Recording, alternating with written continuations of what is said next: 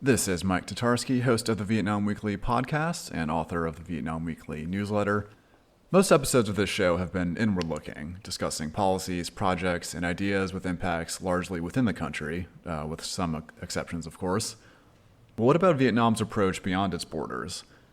It's been a busy few years for Vietnamese diplomacy and foreign policy, with a string of comprehensive strategic partnership upgrades, most notably for the United States about a year and a half ago, visits by then President Joe Biden, Chinese President Xi Jinping, and Russian President Vladimir Putin in the span of a few months, which no other country pulled off. Make of that what you will. Plus ongoing engagement with issues and countries spanning the globe. There's a lot to discuss there, perhaps, or certainly too much for one podcast episode, but some points are worth going deep on. To do that, today's guest is Khang, a visiting scholar at Boston College with a PhD in international relations focused on East Asian security, also from Boston College. Vietnamese foreign policy in particular is one of his key areas of expertise.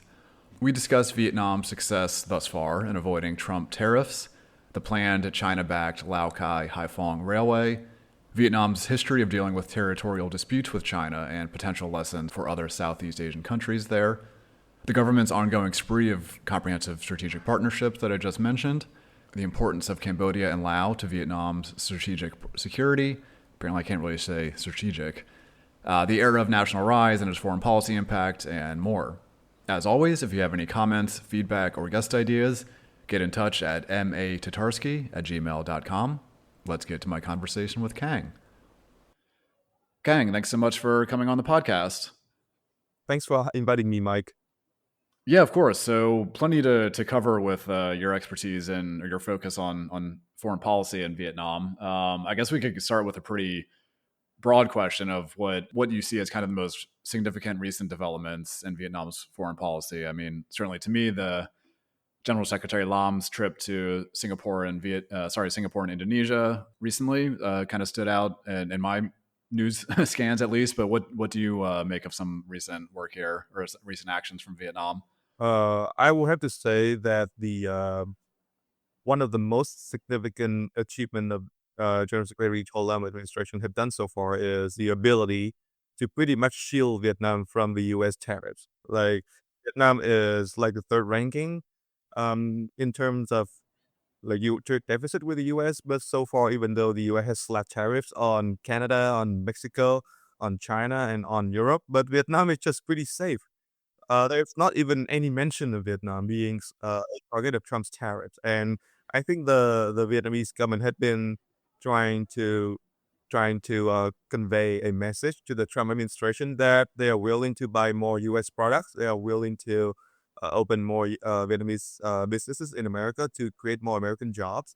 So I think personally that they are trying to manage the fallout, especially the Trump administration accusation that Vietnam is just a reroute of Chinese product to America. So I think the Vietnamese government has been trying to first convince the U.S. government that Vietnam is not just simply a reroute of Chinese product to America, and second that Vietnam is open to buying more American product to correct that trade imbalances between these two countries. And I think that is the most important thing, especially when Prime Minister Phạm Minh Chính just hosted a representative from Trump organization when a delegation of U.S. businessmen visited Hanoi just this week. So I think they put a lot of emphasis on maintaining good relationship with not only the U.S. government but also with the Trump organization specifically.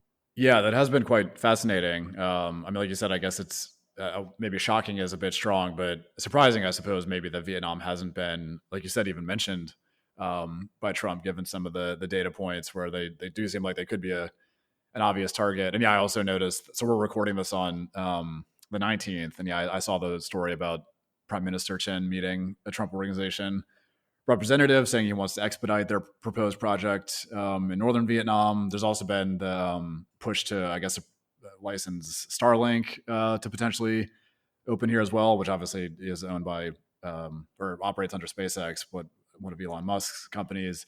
So yeah, some of that messaging has been really fascinating, and I agree, very impressive so far. Hopefully that continues. But anything else major on your radar recently? I also think that the infrastructure deal to build a high-speed railway connecting Haiphong to Yunnan, China Mm. is also as impressive because the thing is like what the Vietnamese government is doing, trying to convey to U.S. government that hey, we are not just a reroute of Chinese products, but at the same time, they are building these big ticket infrastructure project with China. So the indicators don't look good if I were a an American official.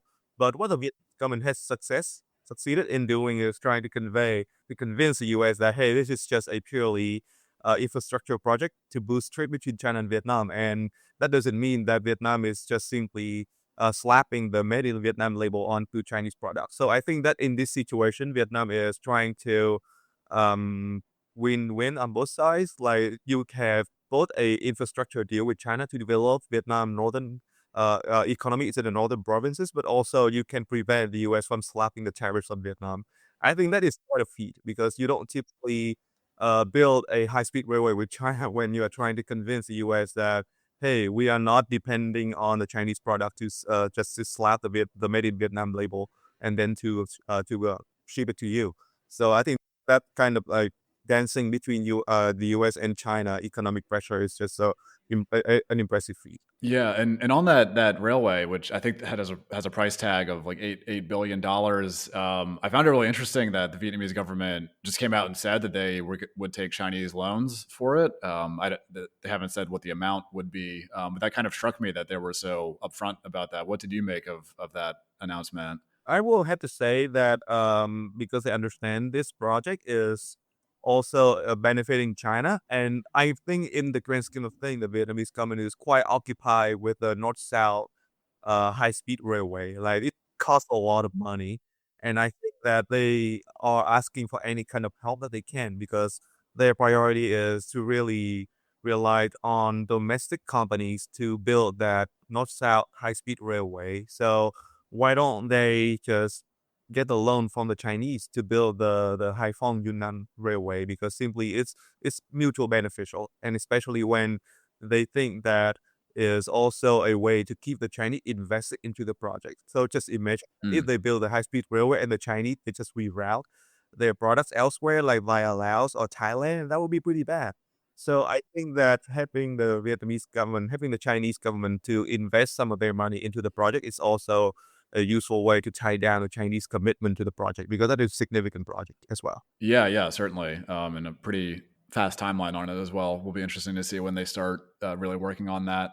So, speaking of kind of Vietnam's relationship with China, you recently wrote an article, I believe, for the Diplomat. I'll include a link in the show notes about arguing about how Vietnam's history, I guess, over the last couple of decades, dealing with territorial disputes with China, could potentially offer some lessons for other countries in Southeast Asia, maybe most notably like the Philippines or Malaysia. Obviously, quite a few countries have overlapping or contested claims with China in the South China Sea or East Sea, as it's known here. Could you just expand on that idea a little bit? Yeah, sure.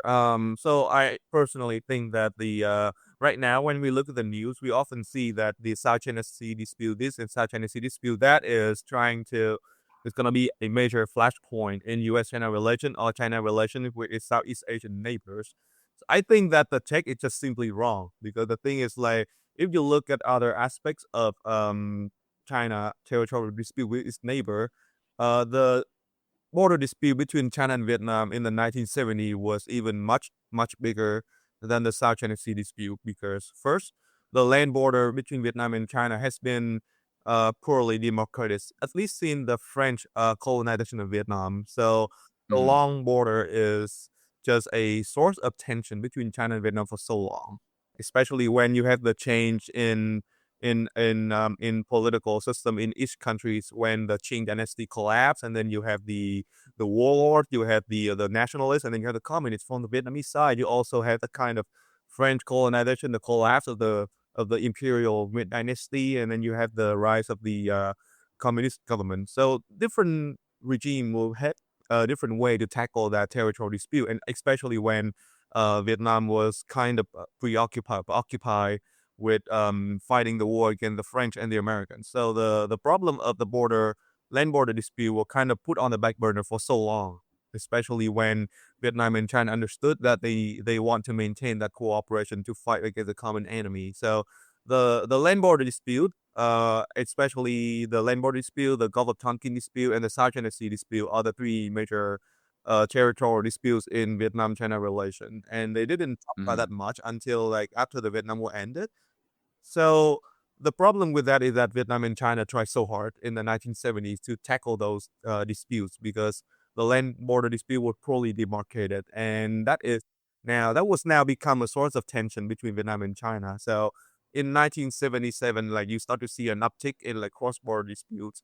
We don't know who started them, but we know that the border provocation increased significantly, like three or four-fold between 1970 6 in 1979 until the Chinese had launched a massive land invasion. So Vietnam actually trying to find a diplomatic solution with the Chinese, but I think that they could not find a common voice in that sense. So especially when Vietnam was pretty much occupied with the problem of Cambodian attacks along its southwestern border. So Vietnam pretty much bet on the Soviet Union to, hey, could you help us defend against China? Especially Vietnam pretty much thought that the Soviet Union could help Vietnam earn some leverage in negotiating the territorial dispute with China.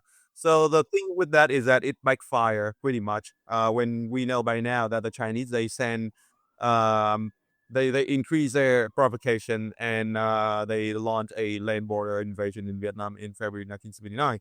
So Vietnam trying to again settle that kind of land border dispute with China in 1979 after the Chinese land invasion in early 1980s. But obviously, all those talks did not come to any result because the Chinese they don't want to negotiate with Vietnam when Vietnam was still allied with the Soviet Union. So basically, just hey, you are not negotiating in good faith, and we are cutting the talks.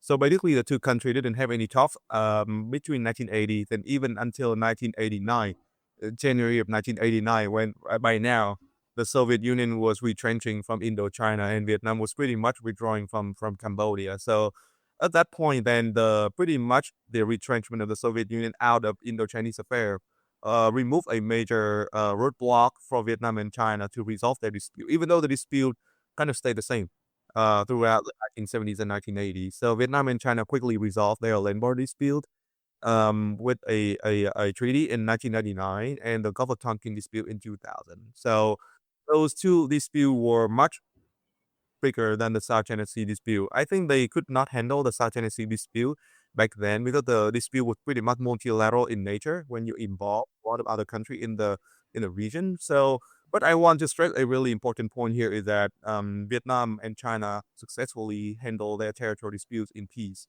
and both sides. There are some skepticism from Vietnam, especially from people that are on the bad side of the government. They say that Vietnam ceded land to China or ceded whatever to China, but I don't think that makes any sense because the Chinese and the Vietnamese government they publish a lot of data on the demarcation of the border. And what the public information says here is that the Vietnamese and the Chinese they divided the disputed land border pretty much like half and half, and Tonkin also divided between Vietnam and China around like 50%.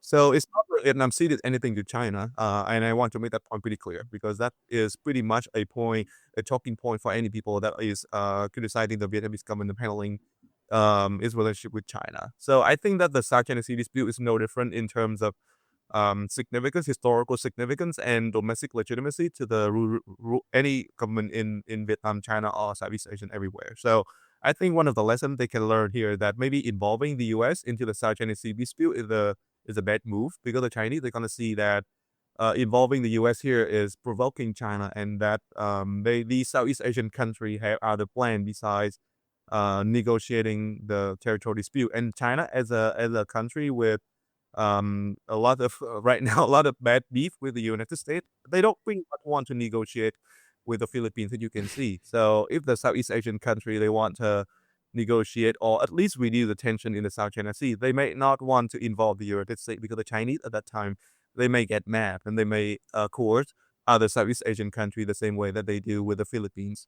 And also another thing that's really interesting is that the Chinese they pretty much ignore the Vietnamese government massive island reclamation campaigns. Like Vietnam pretty much triple its maritime outpost by 3 or 4 times, but the Philippines they don't get that kind of special treatment. So just to let you know that the Chinese they are really calculating, uh, and showing that Southeast Asian countries should not rely on the United States, the same way that Vietnam should not have relied on the Soviet Union to negotiate any kind of territorial dispute with China. Yeah, that's a really interesting parallel. How, which I mean, for listeners who may not know, like you said, Vietnam has been on this big island expansion campaign, and it's the islands it holds in the South China Sea over the last year or two, and I think China's basically been silent on it. Whereas, like you said, the Philippines, which of course has a much closer defense relationship with the U.S., has had quite a few very tense situations with Chinese Navy and Coast Guard vessels. Yeah, so it's quite a noticeable difference. It's like, I guess, again, I don't know if it's luck or skill, but Vietnam so far, avoiding both tariffs from the U.S. and any real reaction from China for this island building, which is really interesting that those are happening at the same time. So, actually, moving into a bit of Southeast Asia. So I mentioned at the start that General Secretary Lam had this trip to Indonesia and Singapore recently, and confirmed comprehensive strategic partnerships with both countries. I think those are like the eighth and ninth such partnerships announced in the last couple of years. I mean, the upgrade with the U.S., I guess about a year and a half ago, was the most commented upon. But why do you think Vietnam has announced so many or first, maybe what is a comprehensive strategic partnership, and then why do you think the government is pursuing so many of these kind of in rapid succession? Yeah, sure. So I mean, in the Vietnamese diplomatic language, there are three tiers of partnership. So the first tier is a comprehensive partnership. Second tier is the strategic partnership, and the final tier, the highest, as they claim, is the comprehensive strategic partnership. So those are just labels. I want to emphasize pretty clear that those are just labels, and you should not buy too much into them. But they are a good indicators of Vietnam diplomacy. What kind of trajectory is Vietnam is moving towards? So, in terms of comprehensive strategic partnership, those are the most important. Those are the country that you should pay attention to. So China is the first country that Vietnam form a comprehensive strategic partnership with in 2008. Russia is the second country in 2012. India comes later. And those are the three countries that Vietnam have really intricate diplomatic, military, and economic ties with. Singapore, Laos, and Cambodia, they are like put in a different category. They are not even classified in terms of the three-tier partnership. They are kind of special relationship country. So they are outside of the three of the hierarchy. So I want to make that pretty clear so that people don't get confused. So the thing with that is that Vietnam had only three comprehensive strategic partners for so long, like until 2022, 2023, I think. So the Vietnamese government decision to form a series of comprehensive strategic partnership in the last 2 or 3 years is quite an interesting move to watch, because like for so long Vietnam treat the comprehensive strategic partnership as something sacred, because you look at that, Vietnam had three countries, China, Russia, and India, in that position for so long, and no other country could match the rank. And now Vietnam added the United States to one of those partners. So I think that is a reflection of Vietnam multilateral foreign policy. What Vietnam is trying to do here is that it wants to reassure China that Vietnam's move to improve relations with the United States is not targeting China, or Vietnam is not trying to involve the United States in Vietnam-China maritime disputes. So you cannot do that. You cannot reassure China by simply saying that, hey, Vietnam is improving tie with the US and we are not hurting you. That doesn't sound credible at all from the Chinese perspective. So what the Vietnamese is trying to do here is that why don't we give any country that we deem important to our diplomacy that title, so that to really decrease the value and the exclusivity of that title when we give that title to the United States. So you see that around that time, Vietnam pretty much formed a comprehensive strategic partnership with a lot of countries like South Korea, Japan, Australia, and recently we have Singapore and Indonesia. So that's pretty much trying to decrease the value of the comprehensive strategic partnership title, because Vietnam can say to China that, hey, it's not just the US We are doing the same thing to everyone else. We are doing the same South Korea. We are doing the same thing to Japan, Australia, Indonesia, and now Singapore. Like what? They are not different from the US. Like so, trust. We are not trying to ally or to rely on the US to say to hurt you. So, and I think what is also important here that you have the Chinese President Xi Jinping visit to Vietnam in December 2023. Amid all of those efforts from Vietnam to upgrade ties to all other like Southeast Asian country, Japan, Korea, to the comprehensive strategic partnership level. So again, this is also a signal from Vietnam to China that hey, we still value ties with China, and we still want to be reassuring China that Vietnam is not relying on any country to hurt Chinese interests. So I think that is the reason why Vietnam is doing so, and I think that they are gonna do that for the foreseeable future, at least when the U.S.-China relationship is getting worse, and Vietnam want to stay on good side with both country. Yeah. Yeah, I have kind of wondered how the U.S. feels about that because I mean it was hailed as a really big, or I guess rightfully so, in the step in the relationship between Vietnam and the U.S. And then shortly after it was like, well, and also all these other countries too. But anyway, very interesting stuff.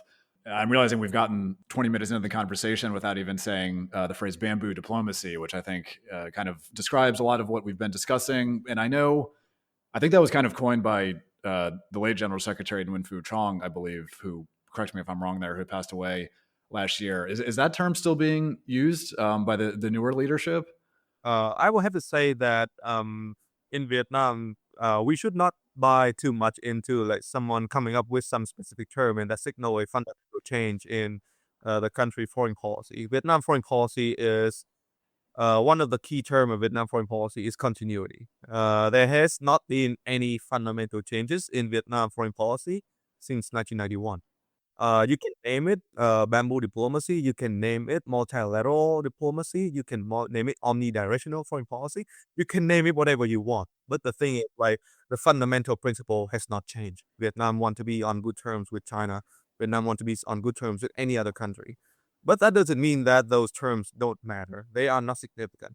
So I want to say that General Secretary Chong really brought the term into global prominence in 2016 around that time, like he coined the term, but the term only gained a lot of attentions around like 2022, 2023 after COVID when he was the only world leader that pulled off 3 meetings with China, Russia, and the US just within a span of 9 months. That is really impressive. And that give a lot of credibility and that give a lot of prestige to the term bamboo diplomacy. You don't see that the term bamboo diplomacy is being emphasized as much right now. It's still in circulation, but it's not emphasized as much. But now under General Secretary Tolam, the new terms is the new eras of national rise.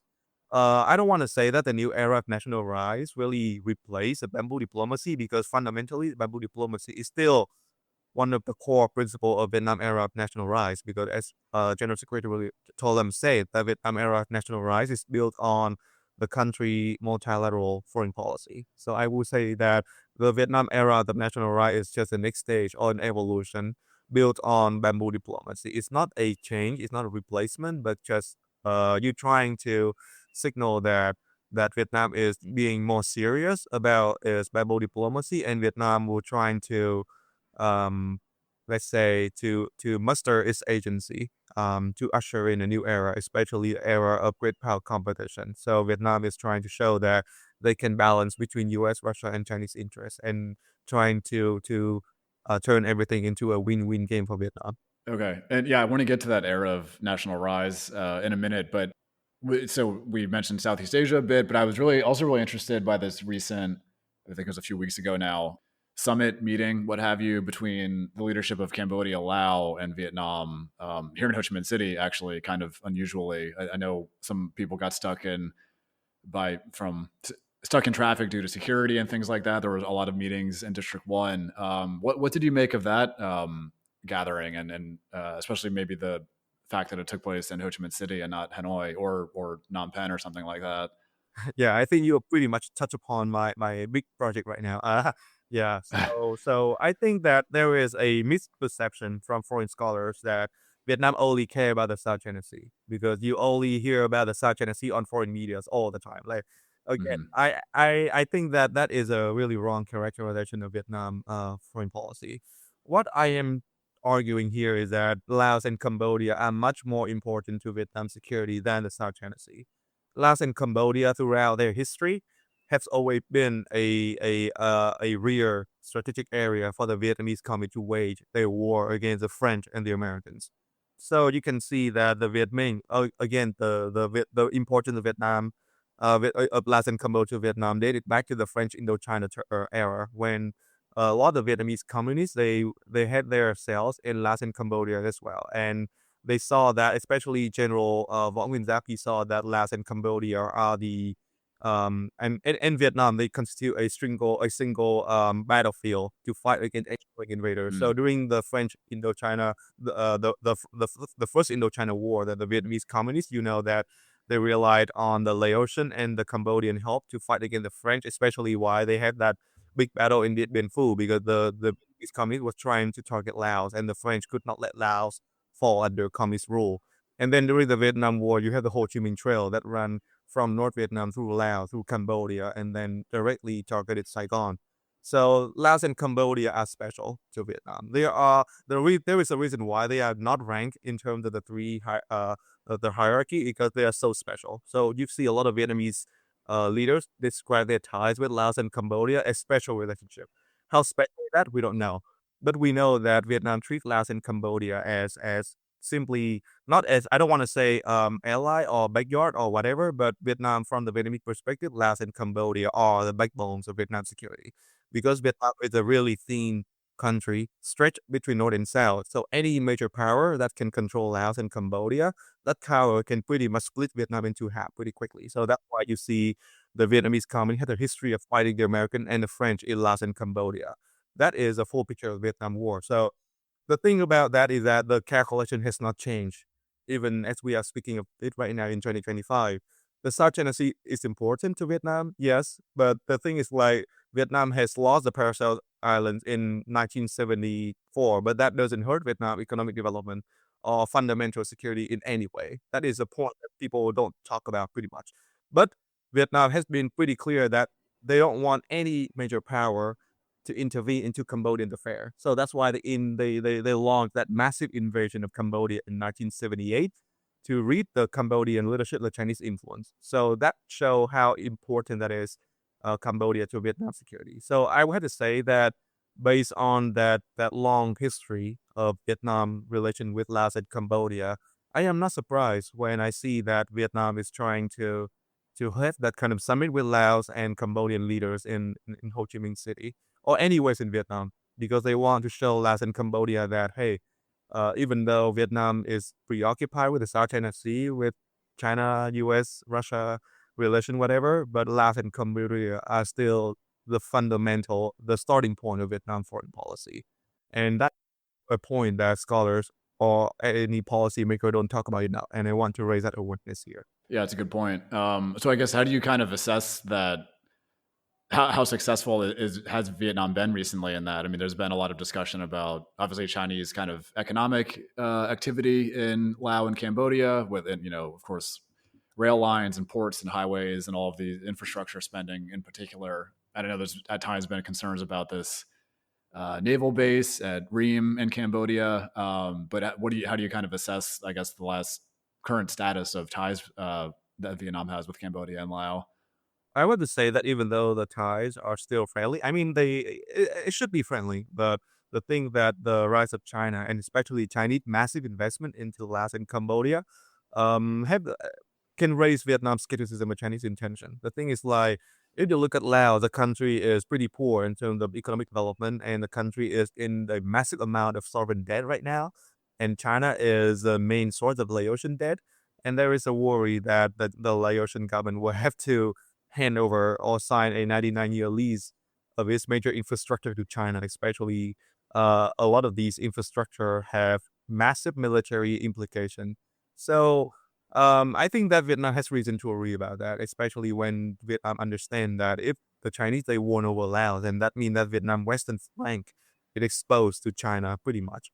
So that's why you see a few years ago that Vietnam gifted Laos a new parliament building, and that just showed that want to compete. I don't want to say compete with China, but Vietnam cannot compete with China in terms of economic power.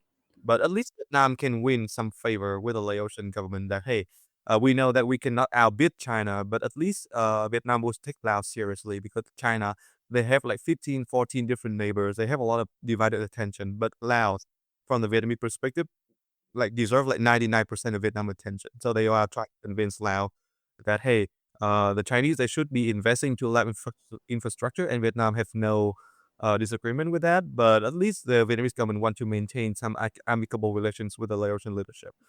In terms of Cambodia, in the recent year, you obviously see a lot of news about the real naval base, and recently last year you see the talk about the Funan Canal, um, Hmm. and that those two projects are funded by China. Vietnam has reason to be skeptical about that, especially when you know the history that the Chinese in the 1970s they assisted the Khmer Rouge, and Vietnam had to launch an invasion to topple the Khmer Rouge. So that showed the Vietnamese seriousness about their security vis-a-vis Cambodia. So Vietnam has reason to be worried, and I think that a lot of the reason because behind Vietnam's decision to remain on good terms with China is that Vietnam saw that only by remaining on good terms with China can they really restrain Cambodia.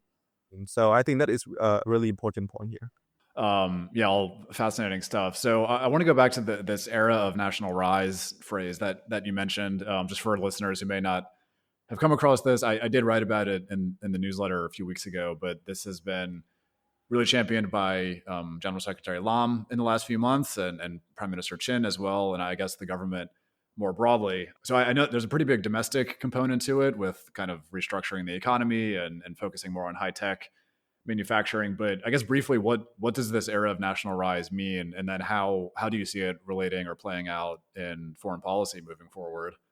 Yeah, I have to say that the era of national rise is an ambitious project for Vietnam. This year is the 50th anniversary of the fall of Saigon. So I think the Vietnamese government want to double down on that theme here. Is that like, hey, let's us put aside the past and let's us focus more on a brighter future. That is the theme that they have been communicating to the U.S. government in 2023 and right now in 2025. So I think that next year in 2026 is the next National Party Congress in Vietnam, and that also signal 50-year anniversary of Vietnam reunification. So Vietnam was officially reunified in July 1976. So that 50-year anniversary has a really strong historical significance to the Vietnamese government. So I think that they want to usher in a new term on the occasion to show that Vietnam is now a different country, that it emerged from the Cold War. It's no longer isolated. It's no longer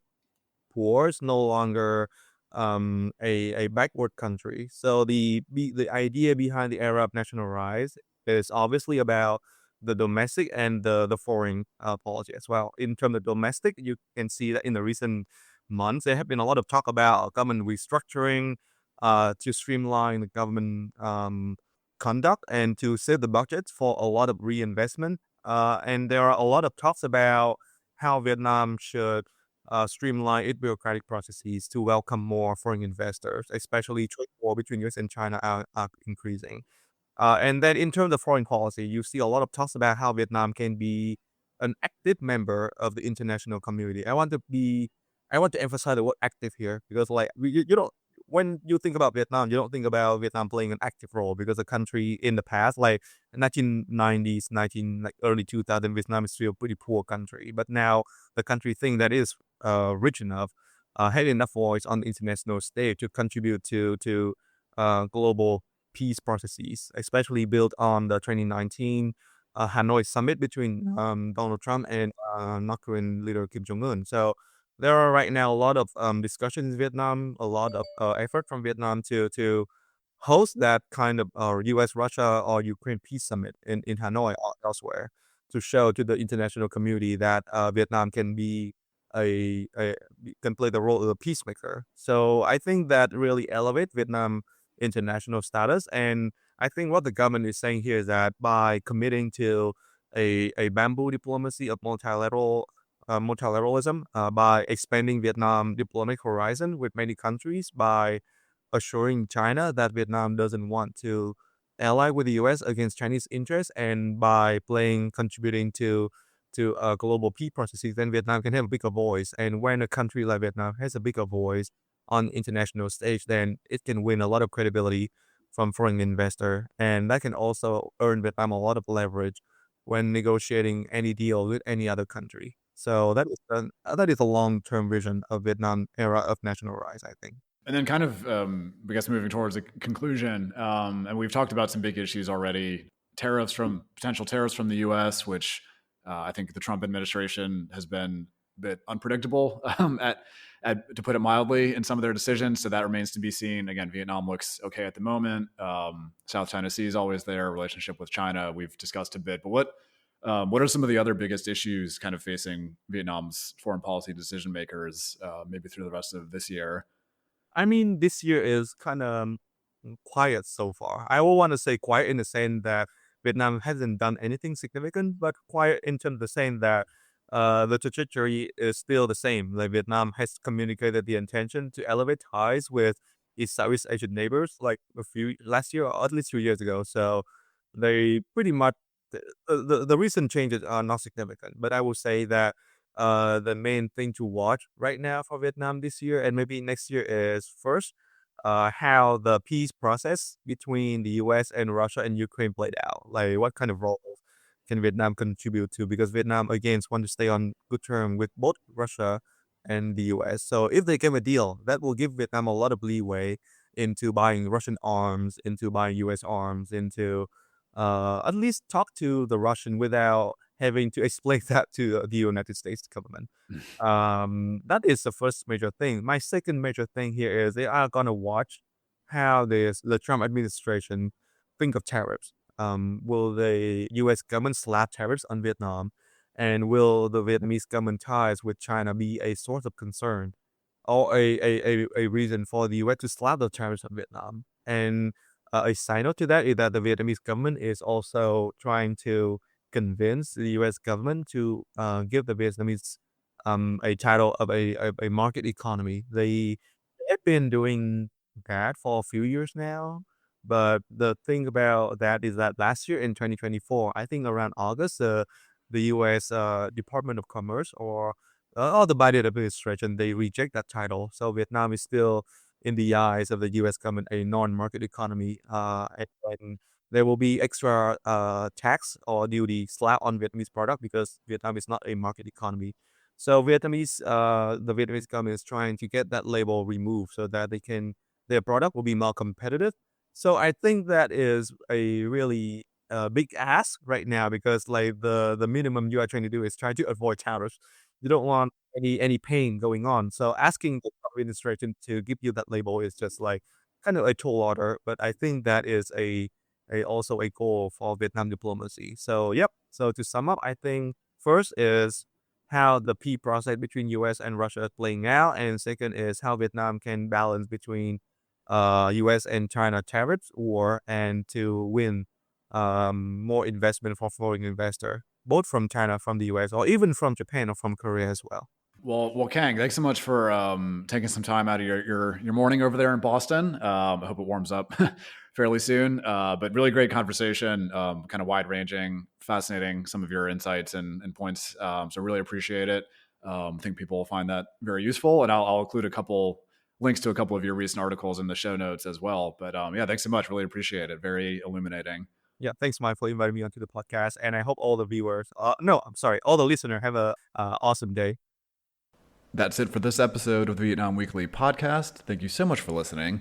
Please rate or review the show on your preferred podcast platform, which helps other people find it. See you next time.